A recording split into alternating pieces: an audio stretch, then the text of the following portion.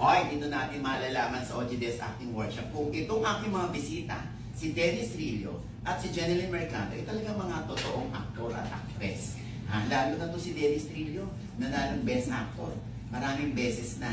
Tingnan natin sa aking hayop ka, may araw ka rin, mabubulo ka sa impyerno. Level 5! Ano sinasabi mo? Hayop ka! May araw ka rin! Mabubulo ka sa impyerno!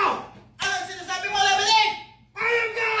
Mamamatay ka rin! Mabubulo ka sa impyerno! Level 10, ano sinasabi mo? Hayop ka!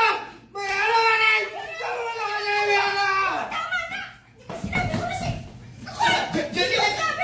Jeneline, acting lang! Jeneline! OGDS ako! OGDS ako! Jeneline, OGDS ko! Huwag pakialam! Jeneline Mercado ako! Halika na! Acting lang yan, uy!